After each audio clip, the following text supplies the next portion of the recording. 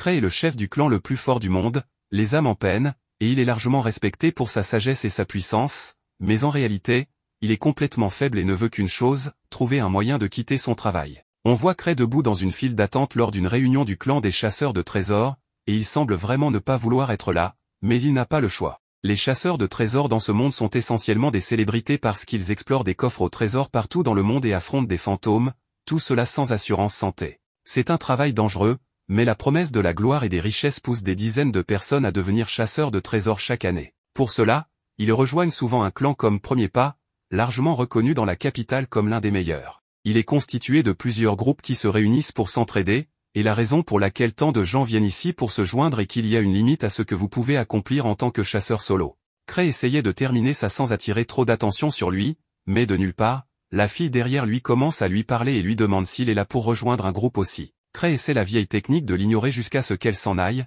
mais avant qu'il ne s'en rende compte, elle est déjà devant lui et se présente. Elle s'appelle Ruda et elle est chasseuse de niveau 3, alors elle tend la main à Cray, mais il refuse de la serrer, même s'il lui donne son nom.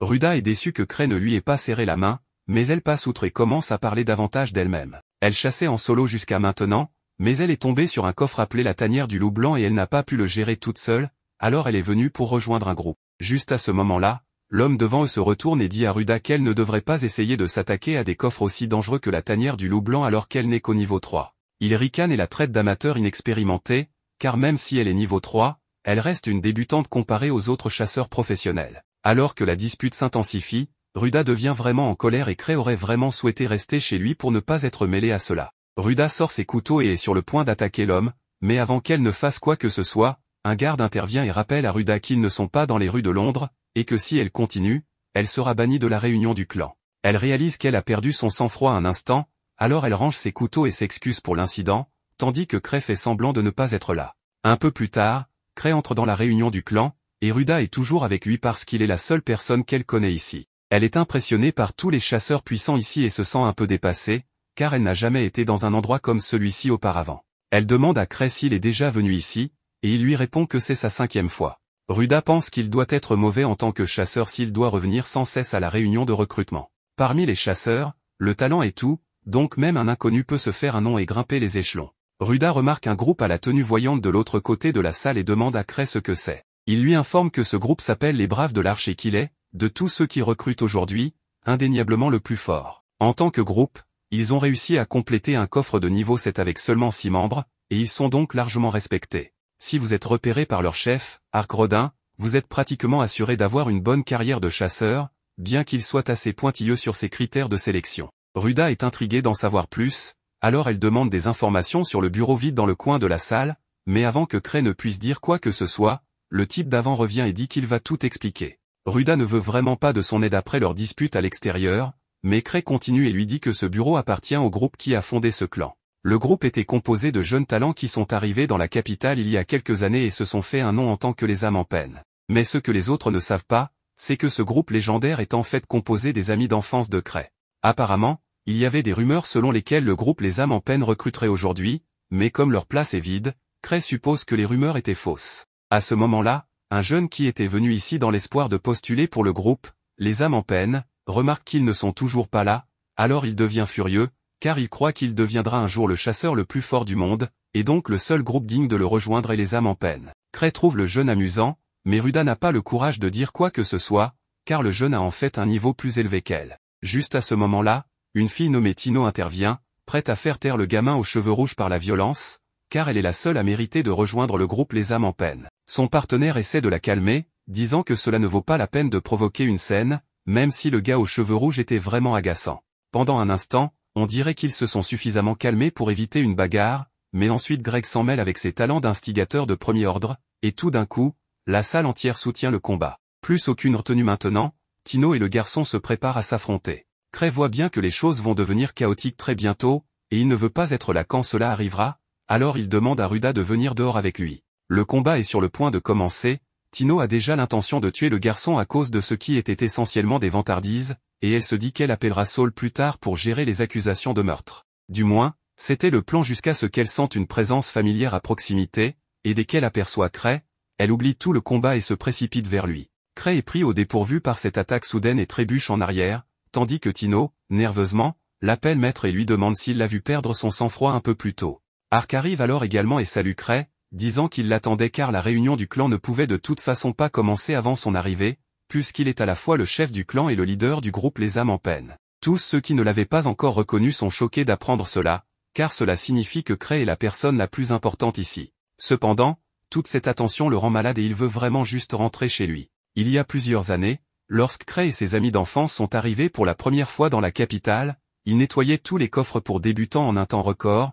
mais il y avait juste un problème, Cray n'avait aucune idée de ce qu'il faisait. Il a été sauvé d'un monstre, et ses coéquipiers pensaient qu'il abaissait intentionnellement sa garde pour servir d'appât, alors qu'en réalité, il était complètement sur le point de se faire dévorer. Tous partageaient le même rêve de devenir des chasseurs exceptionnels, mais contrairement aux 5 autres, Cray était exceptionnellement ordinaire. Il savait qu'un jour ou l'autre, il deviendrait un fardeau pour le groupe et ne voulait pas que ses amis le méprisent à cause de sa faiblesse, alors il a pris la décision de quitter le groupe de son propre chef. Cependant, lorsqu'il a essayé de démissionner, cela a d'une manière ou d'une autre abouti à ce qu'il soit nommé chef du groupe. C'est ainsi qu'il en est arrivé à sa position actuelle de leader de ses amis d'enfance vraiment talentueux, mais il souhaiterait vraiment pouvoir prendre sa retraite de sa carrière de chasseur. Ruda et Greg n'en reviennent toujours pas d'avoir parlé tout ce temps au chef du clan.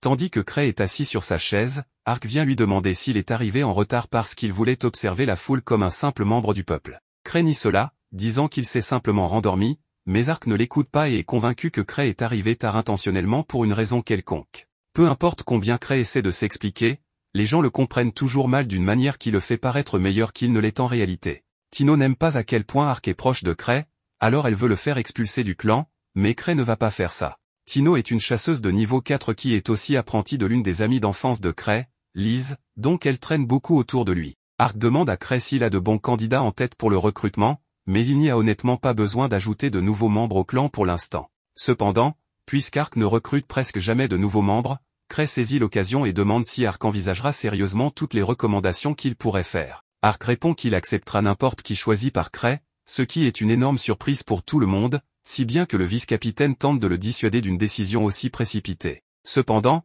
Ark coupe court et affirme que quiconque choisi par Cray sera digne de rejoindre son groupe. Tino commence à rougir parce qu'elle pense qu'Ark veut la recommander, mais elle n'aime pas non plus Ark, et elle est un peu tiraillée sur l'idée d'accepter ou non. Tout à coup, le garçon de tout à l'heure, qui s'appelle Gilbert, sort de la foule, et il est totalement prêt à supplier si c'est ce qu'il faut pour être accepté par Cray.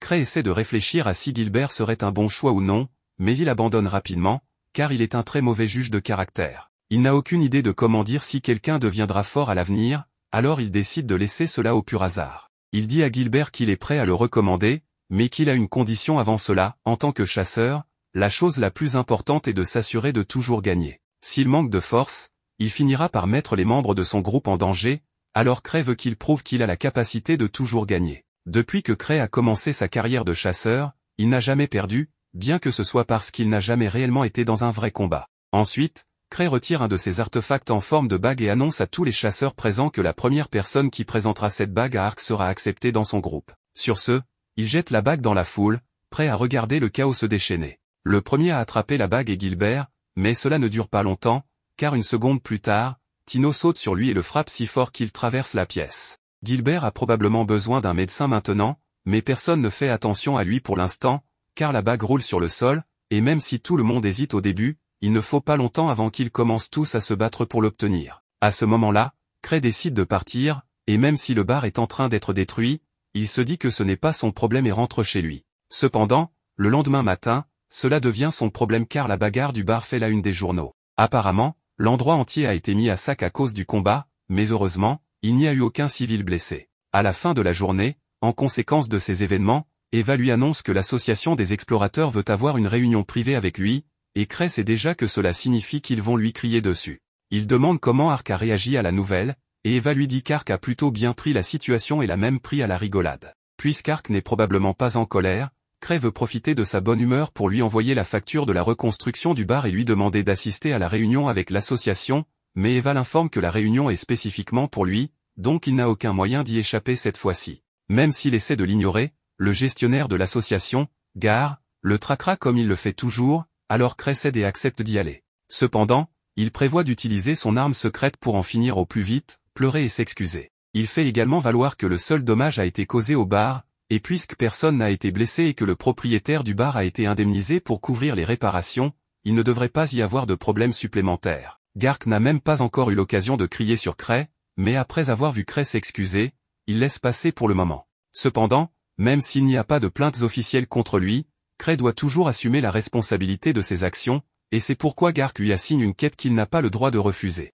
L'association reçoit toutes sortes de quêtes pour les chasseurs, mais avec un volume si important, il y a forcément des quêtes si difficiles ou si mal rémunérées que personne ne veut les faire. Ces quêtes sont ce que les chasseurs appellent des corvées, et Cray n'a vraiment pas envie de s'occuper de ça. Il essaie de prétendre qu'il est trop important pour être coincé avec une corvée, mais Gark ne le laisse pas s'en sortir, alors il est forcé d'en choisir une. Cray ouvre le livre des quêtes et commence à chercher la quête la plus facile, et parmi tout ce qui est disponible, le niveau le plus bas est de 3, alors il choisit celle-là. Il comptait simplement refiler le travail à Ark, mais lorsqu'il va le chercher, Tino l'informe qu'Ark est actuellement en réunion avec des nobles. Il va être absent un bon moment, et personne d'autre n'est là, donc Cray n'a pas beaucoup d'options pour se débarrasser de son travail. À ce moment-là, il remarque que Tino porte sa bague, ce qui signifie qu'elle a gagné son petit jeu hier. Mais cela mis à part, il lui demande si elle est libre en ce moment. Tino est tout excité car elle pense qu'il veut l'inviter à un rendez-vous, mais à sa grande déception, il lui dit qu'il a une quête pour elle. Elle s'enfuit immédiatement,